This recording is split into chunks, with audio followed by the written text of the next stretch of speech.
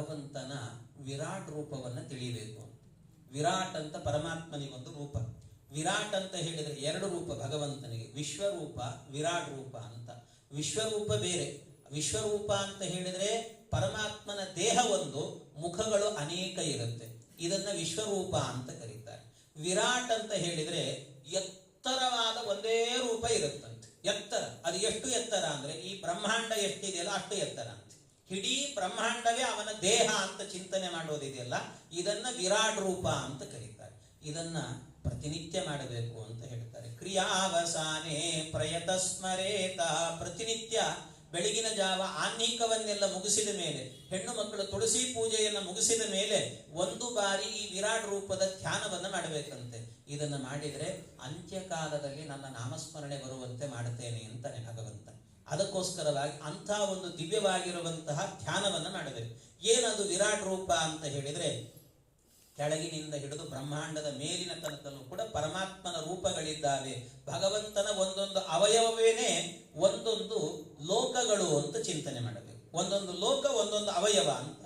ಹೇಗದು ಅಂತ ಕೇಳಿದ್ರೆ ನೋಡಿ, ಮೊದಲಿಗೆ ಪಾತಾಳಮೇತಸ್ಯ ಹಿ ಪಾದ ಮೂಲಂ ಪಟಂತಿ ಪಾರ್ಷ್ಣಿ ಪ್ರಪದೇ ರಸಾತಳಂ ಮಹಾತಲಂ ವಿಶ್ವಸೃಜಸ್ಯ ಗುಲ್ಫೌ.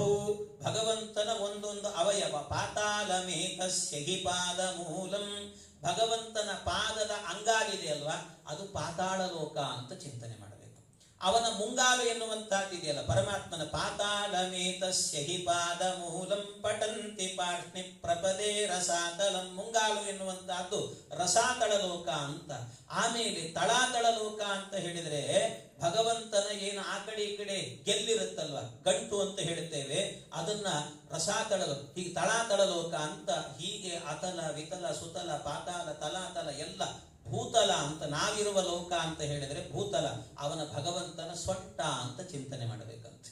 ಅಂದ್ರೆ ಅವನ ಸೊಂಟದಿಂದ ಹುಟ್ಟಿರುವಂತಹ ಲೋಕ ಯಾವುದು ಅಂದ್ರೆ ಭೂಲೋಕ ಅಂತ, ನಾವು ವಾಸ ಮಾಡುವಂತ ಲೋಕ. ಆಮೇಲೆ ಅಂತರಿಕ್ಷ ಲೋಕ ಇದೆಯಲ್ಲ, ಆ ಅಂತರಿಕ್ಷ ಲೋಕ ಎನ್ನುವಂತಹದ್ದು ಯಾವುದು ಅಂದ್ರೆ ಭಗವಂತನ ನಾಭಿಯಿಂದ ಹುಟ್ಟಿದ್ದಂತೆ. ನಾಭಿಯಿಂದ ಆಕಾಶ ಅಂತ ಹೇಳ್ತೀವಲ್ಲ, ಅಂತರಿಕ್ಷ ಲೋಕ. ಆ ಅಂತರಿಕ್ಷ ಲೋಕ ಎನ್ನುವಂತಹದ್ದು ಪರಮಾತ್ಮನ ನಾಭಿಯಿಂದ ಹುಟ್ಟಿದ್ದು.